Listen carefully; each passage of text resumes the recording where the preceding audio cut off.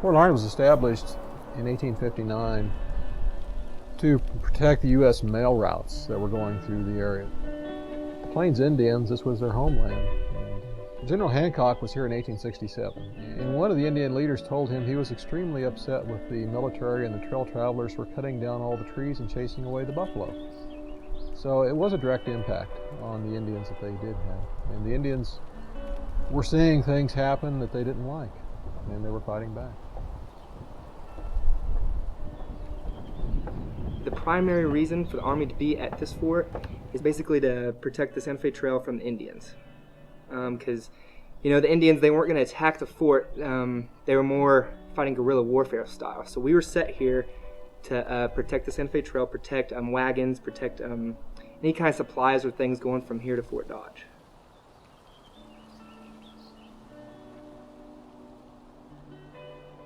Company A of the 10th United States Cavalry arrived at Fort Larned in April 1867. The Buffalo Soldier units were just being organized post-Civil War. These were all black units that were white officers. Even then, there were a lot of racial problems here at the fort. We have an account from one of the infantry officers who refused to allow his men to come out on the porch to watch the 10th Cavalry on parade on the parade field. And they would have to muster for pay, and different times they'd have to do parades. He said, we don't want to give them that respect. You stay inside the building. So the 10th Cav did serve here for about 2 years. We had an all-black cavalry for a period of time and an all-white infantry.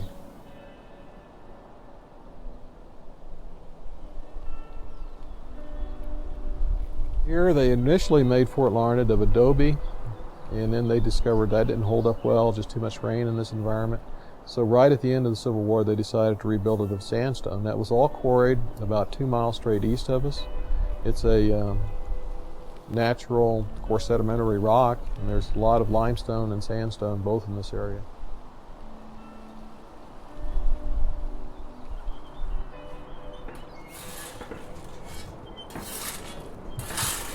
There's not a thing I can't do in here if I get the metal to the right temperature.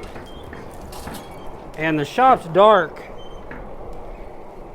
because it allows me to watch the color of the metal as I'm working on it.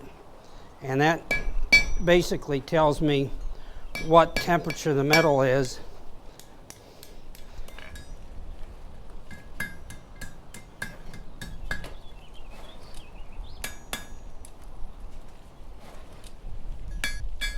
Blacksmiths here, even though they were primarily working for the Army, they could do work for civilians once their orders were done for that day. Primarily it was wagon repair, wagon wheels, parts of the wagon that wore out and broke.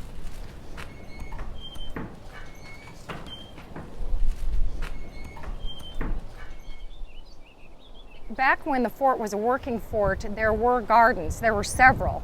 The soldiers that worked at the gardens were very, very enthusiastic in the early months.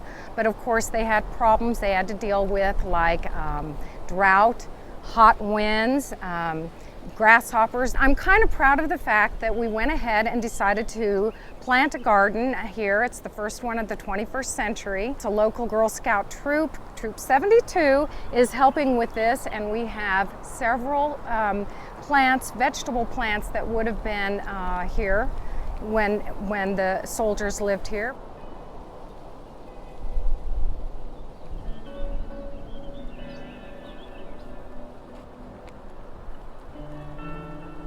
The flagpoles at military posts like this were usually 100 foot high or more, and they flew extremely large garrison flags that were 20 by 36 feet.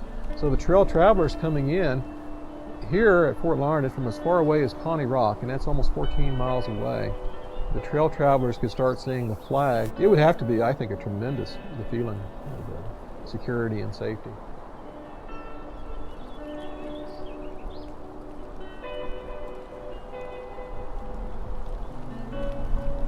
This is nothing more than a giant classroom setting that's outdoor, in a natural environment with the stored prairie and the animals and then the cultural buildings all put together to help people understand the 1860s and what it was like. To me, You can go to school and you can sit down in a classroom, you can read about it in a book, but here you can actually come see it.